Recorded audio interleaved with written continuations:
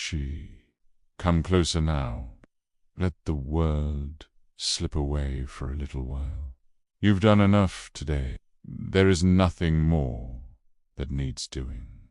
Now is your time to rest, to breathe, and to drift. Feel your body begin to soften. Feel the weight melt from your shoulders. Unclench your jaw. Loosen your hands. Let them fall gently to your sides. With each breath, imagine the warm desert air of ancient Egypt filling your lungs. And with each breath out, picture the soft, golden sands of time blowing through swaying palm trees overhead. There is only stillness now, only peace. And so, as the firelight flickers low in the hearth, and long shadows stretch along the walls, let us step gently back in time, to a world half remembered, where golden sand met sacred stone, where the voices of priests echoed in painted tombs, and where a god once wore the skin of a boy. Our story begins in the ancient lands of Kemet, what we now call Egypt. But long ago it was simply the Black Land, a name born from the fertile soil beside the Nile, the river that carved life from the desert, beneath the blazing light of Ra's sun, and along the slow, eternal winding of the Nile's waters. Pharaohs ruled with divine power, but their lives, despite their splendor, were not always golden. Their days were woven not just with luxury and worship, but with silence, isolation, and rituals meant to preserve the illusion that they were gods among mortals. Let us walk now through the hushed halls of a palace carved from sun-baked limestone. Can you hear the soft shuffling of linen sandals against polished stone? The faint notes of a reed flute echoing from an open archway. The breeze carrying the scent of lotus blossoms as it drifts past cool columns. This is the house of Pharaoh, and tonight we follow the life of one such ruler. His name was Jet, son of Osiris, crowned in the white crown of Upper Egypt and the red of Lower. He ruled from the ancient city of Abydos, and slept beneath ceilings painted with constellations. He was only 15 when the double crown was placed upon his brow. From that moment, he was no longer a boy. He was Horus incarnate, a god walking among men. But, gods, do not sleep easily. Each morning, long before servants stirred and well before the city awakened, Jet was roused in silence. Attendants cloaked in white would enter his chamber, heads bowed low, their steps soft as mist. They did not speak. They never looked into his eyes. Began the sacred ritual of washing his feet, his hands, his face all with water drawn from the Nile at dawn. Then came the perfumed oils, pressed gently into his skin with imported linen cloths. The scent of frankincense, myrrh, and blue lotus filled the air. But beneath the sweetness there lingered something else, a heavy, metallic something ceremonial, something that could not be washed away. His breakfast was modest and quiet, bread, thick, sweet beer. But even then, he was not alone. Priest one of the pure stood nearby, whispering hymns to the gods and blessing every bite. Phew. It was not allowed to be interrupted. He could not speak freely, could not laugh, could not ask questions. For Jet, this was daily life. He was never permitted to be simply a boy. Even his own mother, a Mose whose eyes were lined with kohl, and whose heart ached for her son, was not allowed to embrace him. She could only kneel, head bowed, and whisper her love in the form of prayers. Never touch, never hold. Outside the palace walls, the people called him the Falcon. They left offerings at his feet, praised his name in song, yet dared not meet his eyes. Can you imagine being worshipped, but never loved? Brumir. His days passed in ritual and ceremony. By mid-morning, Jet was carried on a golden litter to the temple of Osiris. He did not walk. A god's feet could not touch the earth, for it might corrupt the ground beneath him. So he floated, borne by 6 strong men beneath the weight of marble and gold, passing silently above his people. At the temple, a sacred offering was made. A white bull, marked with symbols thought to resemble the wings of Horus, was led before the altar. The priests chanted. Jet held a ceremonial blade aloft, but he never used it. His hands must remain untouched by blood. The act was symbolic, part of the task, performed by others. And when the bull gave its final breath to the sand, Jet was led away, never looking back. That night, after a quiet feast with no music, no laughter, he lay alone in his golden chamber. Outside, the wind whispered across the dunes. Inside, it was even quieter.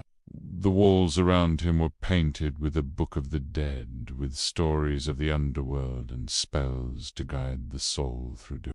P's bed was carved from cedar, its mattress stuffed with goose feathers. His sheets were dyed with pomegranate skin scented with honey, and still he could not sleep. Poor in that stillness, in that perfect, endless silence, Jet would wonder, what did it truly mean to be a god, to wear the mask of divinity, while your heart beat alone beneath it? And so, dear listener, drift now like the Nile beneath moonlight, and remember that even gods longed for peace. Certainly. Here's your beautifully haunting script, rewritten into a smooth, immersive sleep story in paragraph form, perfect for guiding someone into rest while still carrying the evocative atmosphere of ancient Egypt. Take another deep breath and let it go. Feel the quiet of night settle even deeper around you. The wind over the Nile has slowed. The torches flicker low. And above it all, the moon hangs like a silent guardian over the black land of Kemet. The world is hushed now, steeped in shadow and sacred stillness. Let us return to the ancient world. Each evening, as stars blinked awake in the night sky, each one believed to be the soul of a god, Pharaoh Jet was led in silence from his chamber. Cloaked figures flanked him, guards draped in jackal skins who never spoke, never met his gaze. At the front walked the high priest of Anubis, silent and solemn, guiding the way through torchlit corridors burning blue with sacred oils. Ahead lay the chamber of night rites, a place so secret that few had seen it and fewer still remembered it. Its heavy stone doors were etched with the eye of Horus and the serpents of protection, coiled and watching. Within, the chamber was shrouded in obsidian. The walls, covered in crushed black stone, shimmered like water under the flickering torchlight. In the center stood a stone basin. This was the chamber of the Qa, you see. In the beliefs of ancient Egypt, the soul was not one thing but many, and the Ka, the life force, was sacred. For Pharaoh Jet, the Ka had to be fed, honored, awakened each night. The priests would prepare a ritual bath for the Ka, strange, sacred mixture of palm wine, honey, and the essence of blue lotus. They soaked linen cloths in this potion, warm and fragrant, and wrapped them around Jet's bare chest. As he sat motionless upon a throne of carved ivory, wrapped not for death, but for awakening, like an embalming in life. Can you feel it now? The warmth of linen soaked in sacred oils pressing into your ribs, tightening around your chest.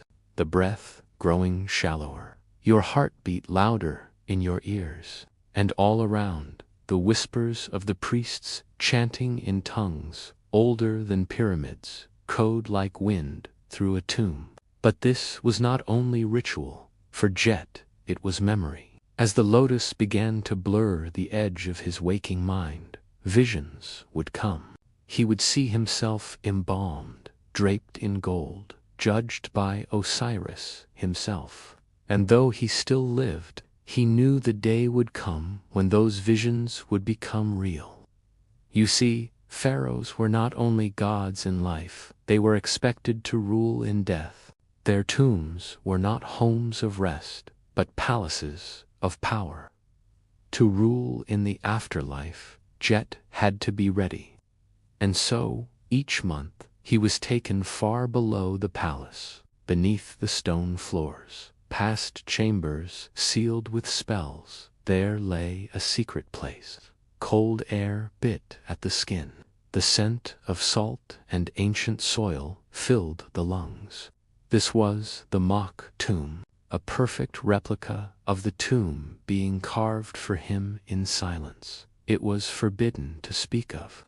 Here, by torchlight, Jet would lie within his own unfinished sarcophagus. The lid was left open, just a crack, just enough to breathe, to feel. This was called the rehearsal. Wrapped in linen, silent and still, Jet was asked to meditate on death not once, but many times, to embrace it, to become it. And yet, each time he lay there, he wept. Silent tears slid into his ears, and in the darkness he heard things, scratching, whispering, the soft footsteps of sandaled feet that no one else seemed to hear. Sometimes he believed they were his ancestors, the pharaohs of old, come to test him.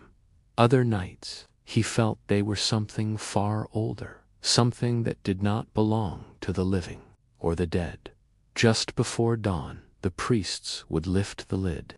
Jet would rise, breathless, drenched in sweat and silence. They would nod and say nothing. He had passed again. But each time, it took more from him.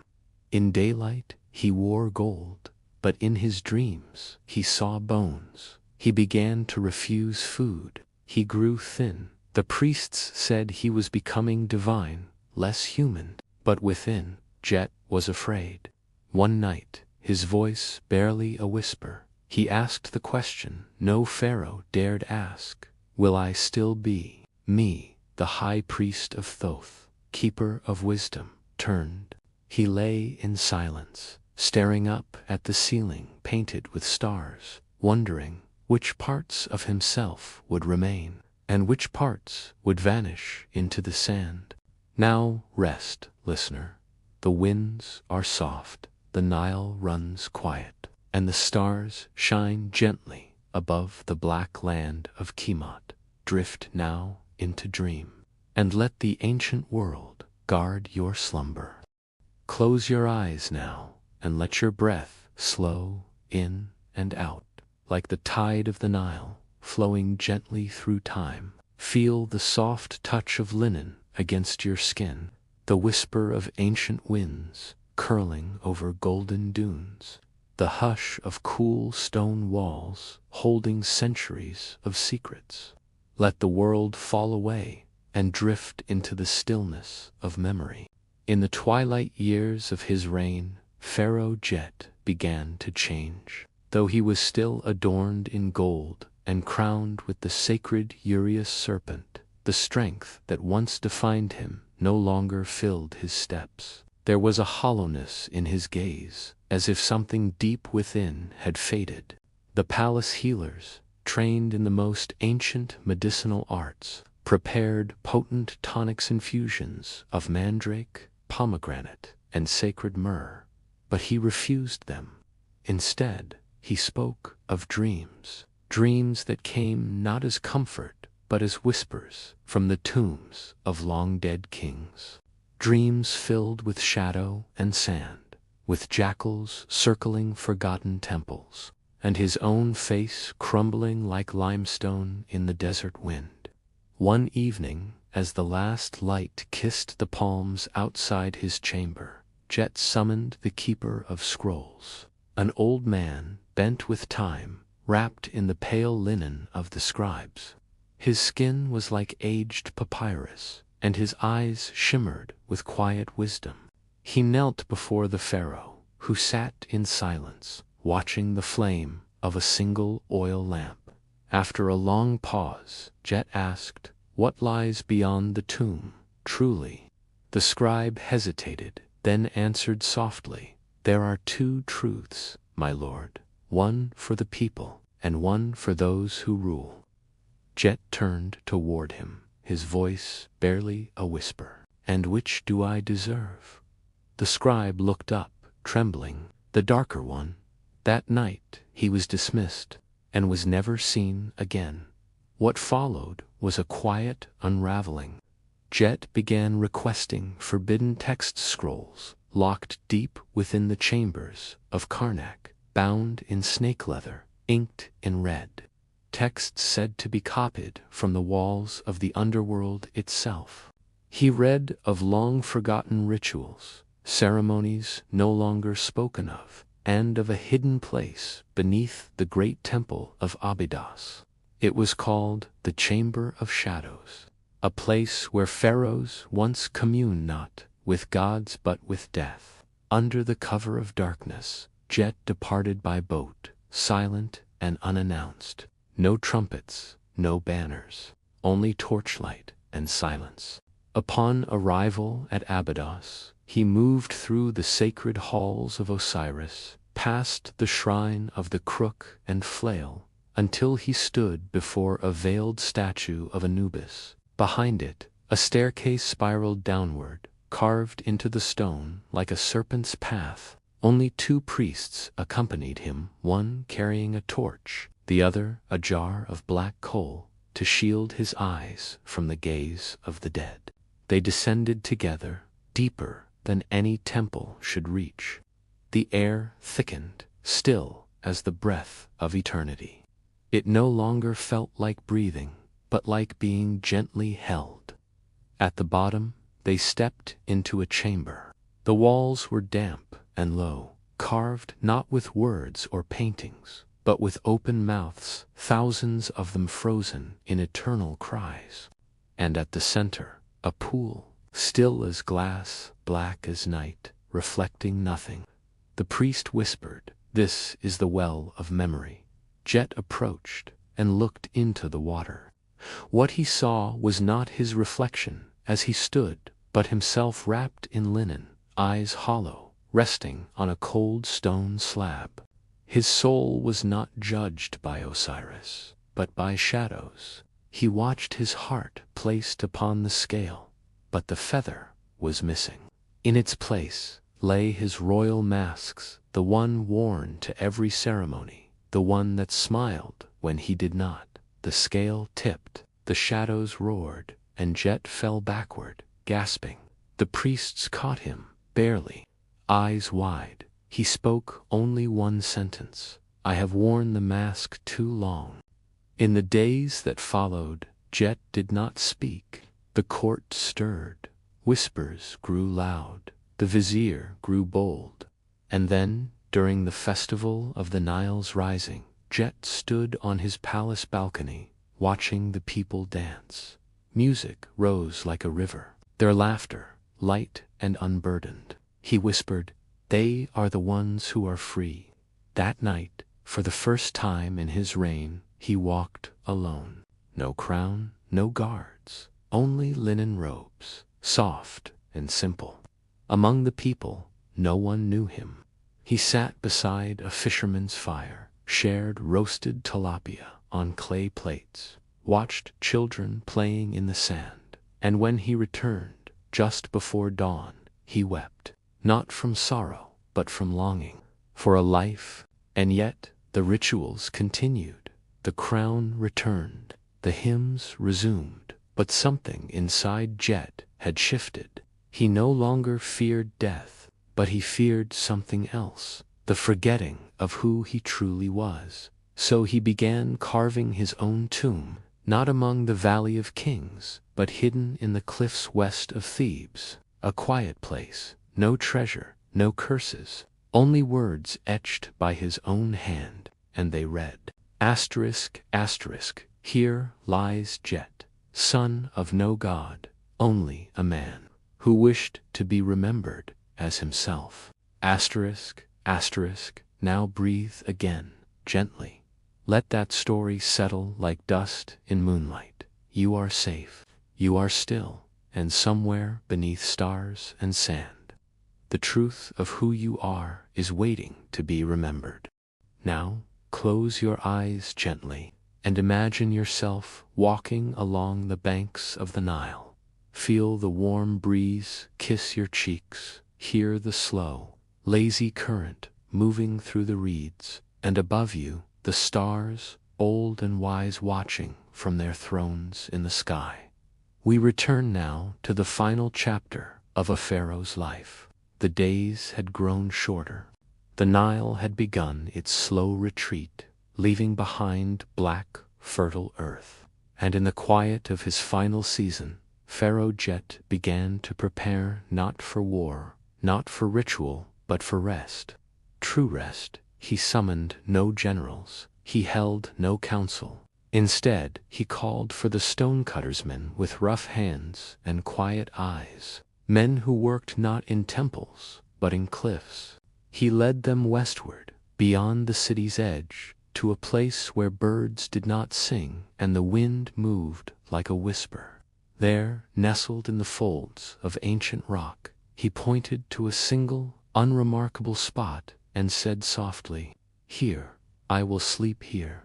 It was a small cave, overlooked by all. There was no golden gateway, no towering obelisk on the earth, and silence. The workers began their task, carving deeper into the stone. Their tools rang like soft bells in the dry air. Jet did not return to the palace.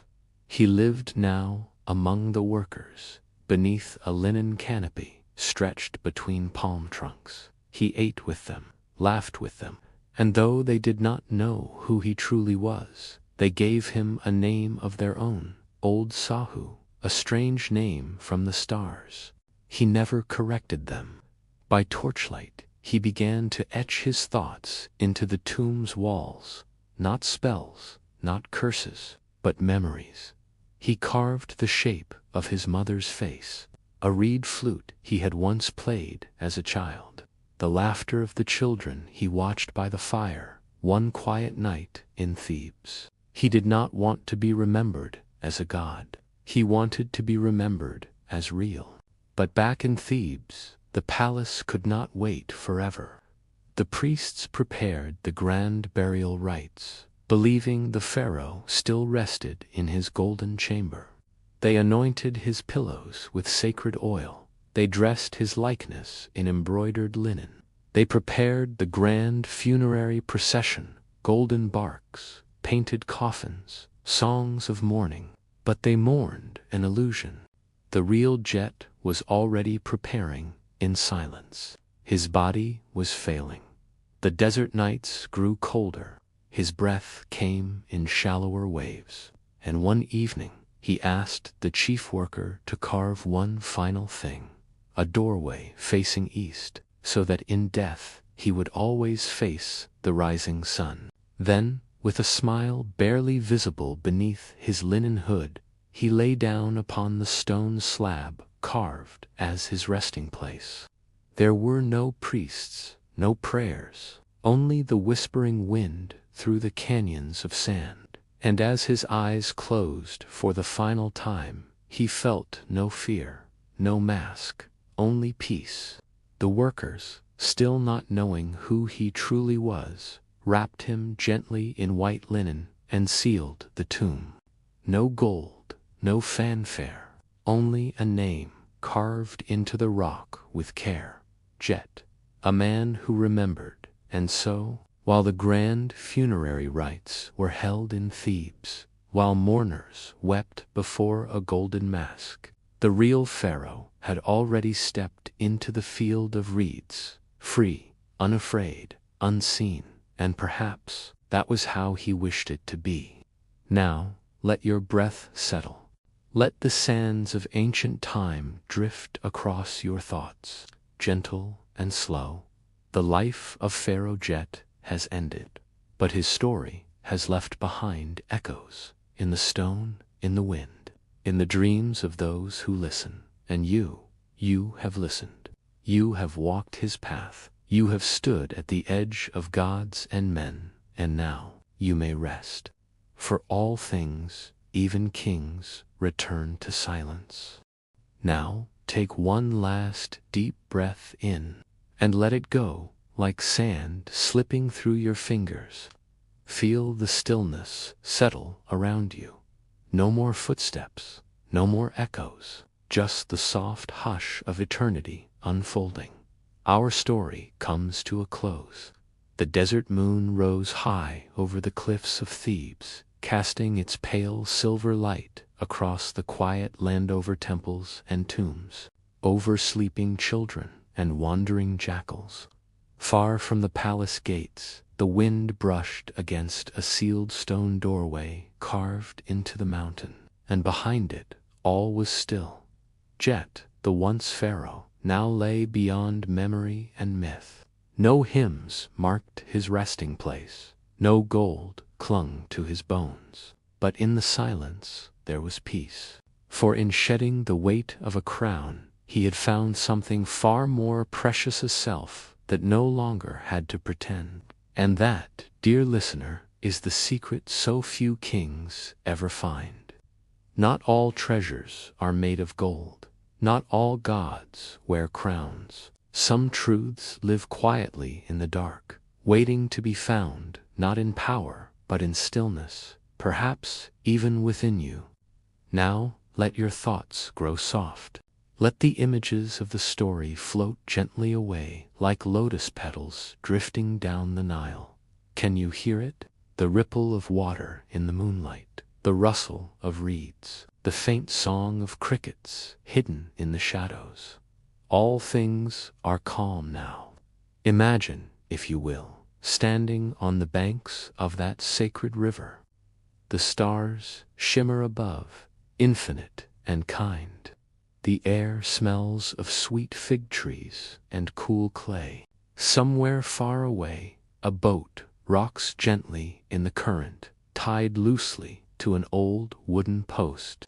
It creaks softly, like a lullaby sung by the night, and you are safe. The pharaohs are gone.